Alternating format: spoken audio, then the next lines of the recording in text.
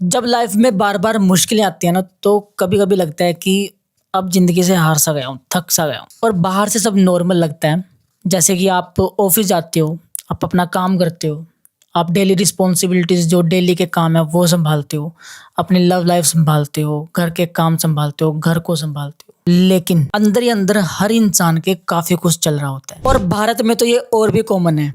यहाँ बचपन से हमें सिखाया जाता है कि स्ट्रोंग बनो, कंप्लेन मत करो, लोग क्या कहेंगे, और घर की बातें घर में ही रहनी चाहिए। और इसीलिए बहुत से लोग अपना पेन छुपा के जीते हैं। बाहर से सब ठीक दिखाते हैं लेकिन अंदर का स्ट्रगल कोई नहीं देख पाता। लेकिन एक और चीज है जो धीरे धीरे स्टार्ट होती है, और वो है हीलिंग। प्रॉब्लम ये है कि हीलिंग्स वैसी नहीं होती जैसे फिल्मों में या फिर मोटिवेशनल वीडियोस में दिखाया जाता है कि कोई एक दिन ऐसा आएगा जब सब कुछ ठीक हो जाएगा, सारी प्रॉब्लम, सारी लाइफ के जितने भी दुख दर्द तकलीफ हैं, सारी एकदम से छू मंतर हो जाएंगी। हीलिंग स्लो होती है, क्वाइट होती है, और कभी कभी इतनी सबटाइल होती है कि हमें खुद ही नहीं पता होता कि हम हील हो रहे हैं। और एक और इम्पोर्टेंट बात याद रखनी चाहिए, हीलिंग लीनियर नहीं होती कि कुछ दिन आपको लगेगा कि सब बेटर हो रहा है और फिर पुरानी फीलिंग्स वापस आ जाएंगी। लेकिन इसका मतलब ये भी नहीं है कि आप वापस वहीं आ जाओगे जहां से आपने शुरू किया था। और कई बार हीलिंग इतने छोटे छोटे चेंजेस लाती है जो शायद आप कभी नोटिस भी नहीं कर पाओगे। तो आज बात करेंगे उन 7 साइंस की जो शायद ये बता रहे हैं कि धीरे धीरे आप हील कर रहे हो। नंबर 1, आप बाउंड्रीज सेट करना शुरू कर देते हो। भारत में बहुत लोगों को बचपन से ही सिखाया जाता है कि सबको खुश रखो। फैमिली की एक्सपेक्टेशन, रिलेटिव्स की एक्सपेक्टेशन, ऑफिस की एक्सपेक्टेशन, स्कूल वालों की एक्सपेक्टेशन, हर जगह इंसान एडजस्ट करता रहता है। और धीरे धीरे ये हैबिट बन जाती है कि हम हर किसी को हाँ बोल देते हैं, चाहे हमारा मन है या नहीं है वो काम करने का, किसी के साथ जाने का, फिर भी हमें हाँ बोलना पड़ता है, और चाहे हम खुद कितने ही थके क्यों ना हो। लेकिन हीलिंग तब शुरू होती है जब एक दिन आप रियलाइज करते हो कि सबको खुश रखते रखते खुद दुखी हो रहे हो। फिर धीरे धीरे आप बाउंड्रीज सेट करना स्टार्ट कर देते हो। जैसे ऑफिस का काम घर लाना बंद कर देते हो। आपका अगर ऑफिस 10 to 7 है तो 7 बजे के बाद अपने कलीग्स का फोन या मैसेज उठाना बंद कर देते हो।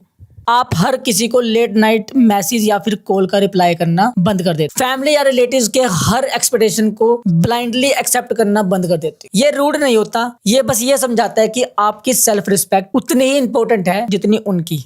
नंबर 2, अब आप बिना गिल्ट के आराम करना शुरू कर देते हो। सो अपने यहाँ एक चीज कॉमन है, कांस्टेंट हसल करना। मतलब कि अगर आप बिजी दिख रहे हो या अगर आप डेली काम पे जा रहे हो, डेली अपना जो भी आपका वर्क है वो कर रहे हो, तो आप प्रोडक्टिव हो। बट अगर आप एक भी दिन खाली बैठ गए, इट मीन्स आप टाइम वेस्ट कर रहे हो और आपकी जिंदगी में कुछ भी करने को नहीं है। इसीलिए बहुत से लोग जब रेस्ट करते हैं या आराम करते हैं तो उन्हें गिल्ट फील होने लगता है कि कहीं लोग मेरे बारे में ये तो नहीं सोच लेंगे कि मैं तो बेल्लड़ हूँ या मैं तो बेल्ला आदमी हूँ। लेकिन हीलिंग ना धीरे धीरे आपको ये सिखाती है कि कभी कभी आराम या लेजीनेस बहुत सही होता है। जैसे कभी कभी आप सोचते हो कि आज नहीं कहीं जाता, मैं आज मूवी देखूंगा, कोई ऑफिस नहीं जाऊंगा, कोई कहेगा मैं स्कूल नहीं जाता, कोई कहेगा मैं कॉलेज नहीं जाता, ठीक है, किसी कोचिंग क्लास में नहीं जाता, आज मैं मूवी देखूंगा, आज मैं गेम खेलूंगा, ठीक है। या 4-5 दिन के लिए कहीं आप ट्रिप पे चले जाते हो, अपना सारे काम धंधे छोड़ के, चाहे आप पढ़ रहे हो, चाहे आप स्कूल में हो, कॉलेज में हो, या फिर ऑफिस में हो, या फिर कुछ भी अपना काम करते हो, और कभी आपको लगता है कि बस फोन साइड रखे आराम से बैठ, ठीक है, कोई कॉल नहीं उठानी, किसी का कोई मैसेज नहीं उठाना। तो ऐसे सिम्टम्स जब आपके अंदर आते हैं, जब ऐसे आपको लगता है कि मुझे ये चीज करनी चाहिए, तो ये भी एक हीलिंग का प्रोसेस है। इट मीन्स कि आप हील हो रहे हो। नंबर 3, अब आप अपनी इंट्यूशन पावर यानी कि अपनी अंतरात्मा पे ट्रस्ट करना स्टार्ट कर देते हो।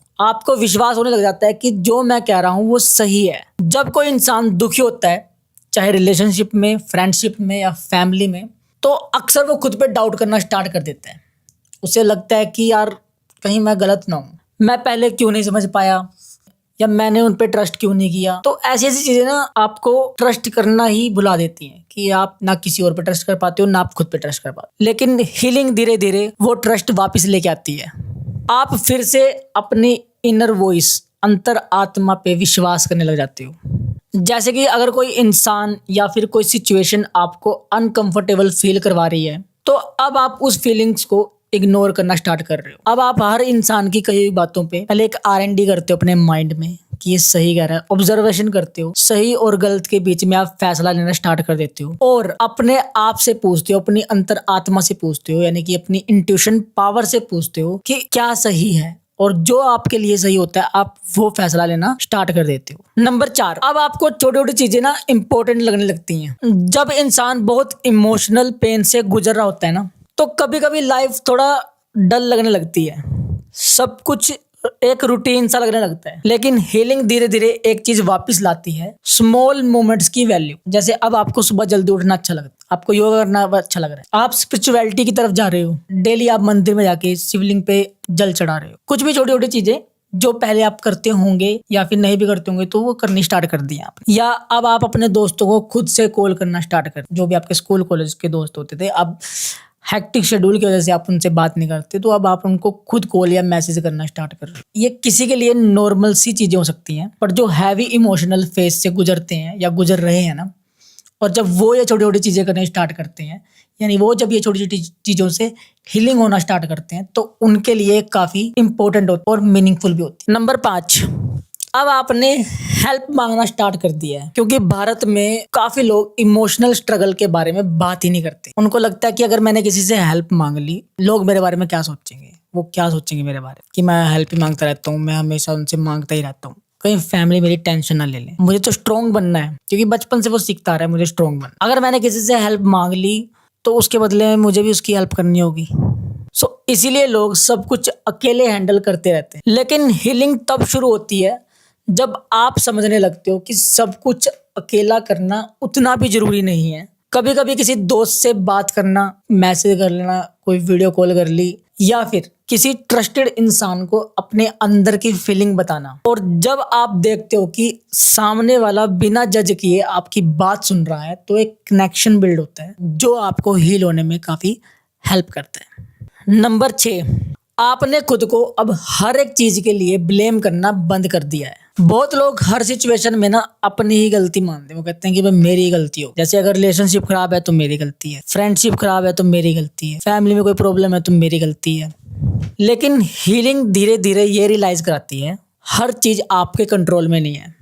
और जब आप ये समझने लगते हो तो आप खुद के साथ थोड़ा सॉफ्ट होना शुरू कर देते हो, और ये सेल्फ कंपैशन ही हीलिंग का एक बहुत बड़ा पार्ट होता है। नंबर 7, अब आप अपने पेन को अपनी स्टोरी का एक पार्ट देखते हो, इसको अपनी आइडेंटिटी नहीं मानते।